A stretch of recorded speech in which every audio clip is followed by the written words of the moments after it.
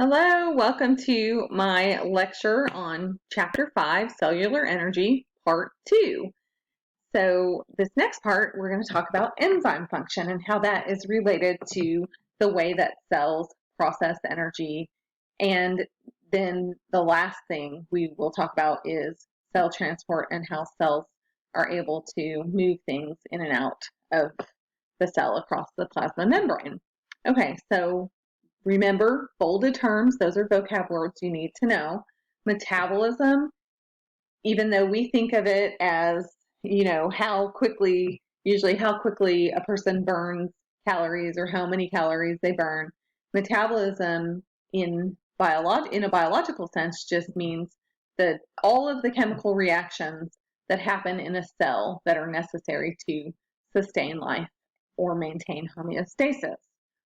Almost all of the metabolic reactions need an enzyme to help to facilitate those reactions. Enzymes are specialized proteins. They're also known as biological catalysts, and they speed up the reaction rate for the chemical reactions in biological systems. And this is important without being used up or consumed by the reaction. In other words, an enzyme catalyzes a reaction, goes back to normal, and then can catalyze future reactions. Every living cell contains thousands of different enzymes, and each enzyme is specific in the reactions that it catalyzes. So one thing I just wanted to point out is that enzymes are proteins, and since they're proteins, they're sensitive to the same environmental conditions that proteins are sensitive to. So if the heat is too high, or if the pH is too low or too high, enzymes lose their three-dimensional structure or tertiary structure, and they no longer function to catalyze the reactions like they're supposed to.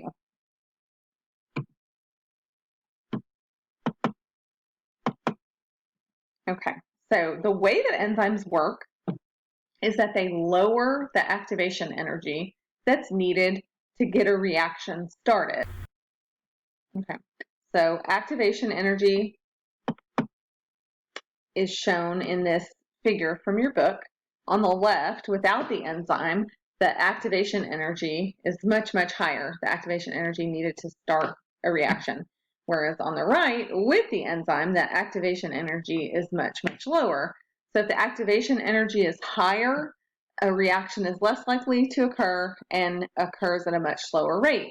Whereas if the activation energy is lower, then the reaction is much more likely to occur and at a faster rate.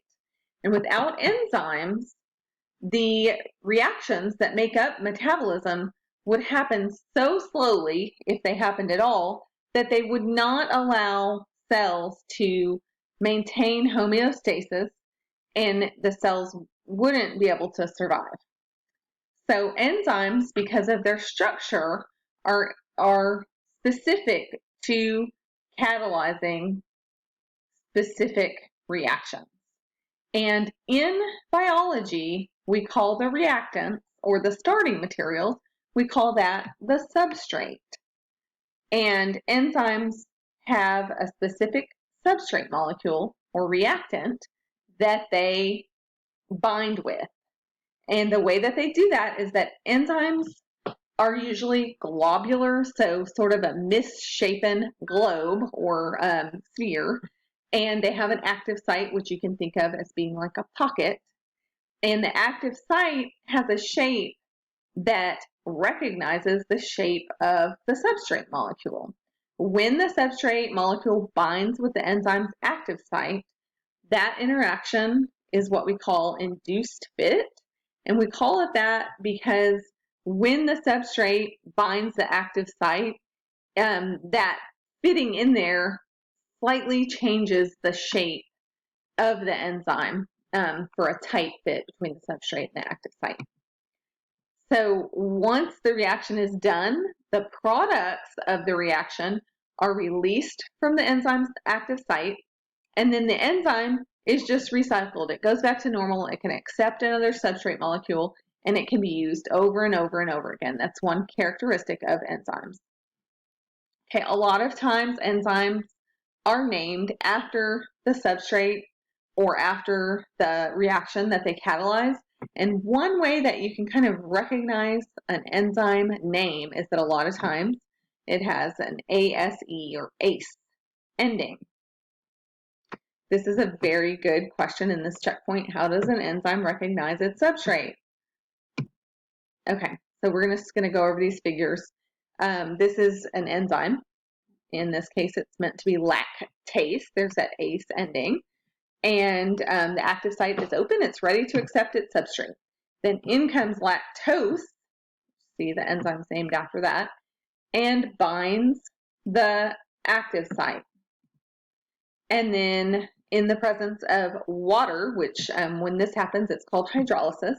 But in the presence of water, the enzyme catalyzes this reaction, splitting apart the lactose molecule into its components, which are glucose and galactose.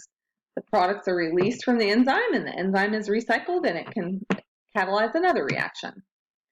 Okay, so one thing to take away from this is that enzymes, because they're proteins, will denature or unravel if the heat is too high or if the pH is too extreme. And that will stop them from functioning properly because it will change the shape of the active site and it will no longer be able to bind the substrate. Okay, so certain molecules stop enzymes from functioning properly. That process is called enzyme inhibition. The molecules that are active in inhibiting enzymes are called enzyme inhibitors. And so there are different ways that enzyme inhibitors work. Sometimes they bind to an enzyme and they always disrupt the function. And so there are some enzyme inhibitors that your book terms substrate imposters, and they actually mimic the substrate and fill up the active site of the enzyme. So then it's not accepting substrate molecules and can't catalyze reactions. And then there's another type of enzyme inhibition where the inhibitor binds to the enzyme in a different location and changes the shape of the active site so that the enzyme cannot bind the substrate molecule. In this picture, both of these are illustrated. At the top in A, it's just showing the substrate, which is that blue molecule binding to the active site. In B, in the middle, this is enzyme inhibition by a substrate imposter. And so you have this red molecule that fits into the active site, and it blocks the substrate from binding with the active site. In example C, this is inhibition of an enzyme that causes the enzyme's active site to change shape. And so even it's not binding the active site, it's binding with another location on the enzyme, but then it alters the shape of the active site, which also serves to block the substrate from binding with the enzyme. And in both cases, that is enzyme inhibition. It's stopping the enzyme from being able to catalyze reactions. And there are just different ways of doing that. Okay, so we have covered enzymes. We're going to move on to plasma membrane function and how that is related to the movement of substances in and out of cells. Okay, so obviously cells have to have a way to regulate what is coming in and what is going out for various reasons. And the structure of the plasma membrane, which we talked about in earlier chapters, is a phospholipid bilayer, and you need to know this. And all that means is that it's 2 layers of phospholipids, and then they also have proteins embedded in them. And I would like for you to know the major functions of membrane proteins, or the proteins embedded in the membrane.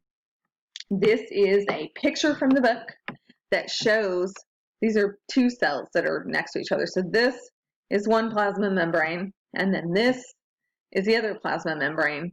And then these big things here are the proteins embedded in the plasma membranes. So why is it a phospholipid bilayer? Well, this is a phospholipid. You have the purplish phosphate head, and then you have the fatty acid tails. And so this is one phospholipid, and this is one layer of phospholipids. And over here, you can see the same phosphate head, fatty acid tails, and a second layer of phospholipids. And this membrane over here is the same with the embedded proteins. Okay, so there are actually, I forgot to take this one out, but there are multiple animations in the PowerPoints that I put on my Ozarka that you can watch. And I'm also going to attach some other resources for you to look at, some videos of how this stuff works, because I think it'll be helpful. Okay, so there are different types of transport of substances across plasma membranes, and one of the main ways we categorize them is whether they take up cellular energy, also known as ATP, or not. So in passive transport, no ATP is required to move substances, and the most simple type of passive transport is diffusion or simple diffusion. It's just the movement of molecules to spread out evenly into available space. Like if I were to be standing at the front of a classroom and I sprayed some perfume, the perfume would be very, very concentrated right when I spray it, and it would be really strong for me and whoever's next to me. And then if you give it a minute, those perfume molecules will begin to spread out and kind of diffuse throughout the air in the room until those perfume molecules are evenly distributed with the other molecules that are in the air. And the people at the back of the room may or may not even smell it. It might not be concentrated enough for them to detect by the time it spreads out across the whole room. Passive transport is simply the diffusion of a substance across a plasma membrane without taking up cellular energy, or ATP. And another way of thinking about this, the reason that it doesn't require energy is because these substances move or diffuse down their concentration gradient from an area where the substance is more concentrated to an area where it's less concentrated. And I will show you some pictures to demonstrate that. Okay, so this is a yellow membrane right here. These are red molecules of dye. And in this case, you have a higher concentration of dye molecules on the left side of the membrane, and you have none on the right-hand side. So the dye molecules, there's going to be a net diffusion to the right. The dye molecules are moving from an area where they have a high concentration to a low concentration. And eventually, the system is going to reach equilibrium, and you will have no net movement. There still will be movement, but for every molecule that moves left, you have a molecule that moves right, and the dye molecules will be distributed equally once the system reaches equilibrium. Okay, this is another example where you're showing the diffusion of two types of molecules. And so, the blue is going to have a net diffusion to the right, and the red is going to have a net diffusion to the left until they reach equilibrium. And each of those, even though they're moving in different directions, they're moving down their own concentration gradient. Okay, so there are other types of diffusion, facilitated diffusion. There are certain substances like large molecules and things that are charged, ions, or that are polar, that are unable to easily cross plasma membranes. And those require assistance. They still are moving down their concentration gradient, so they're not requiring ATP, so they're still passive transport, but facilitated diffusion is just when you have a membrane protein that provides a channel for certain substances that could not otherwise cross the plasma membrane easily, provides a channel or a tunnel through the membrane so that substance can move down the concentration gradient in or out of the cell. Still passive. Osmosis is a specific type of diffusion. It's the diffusion of water across a selectively permeable membrane.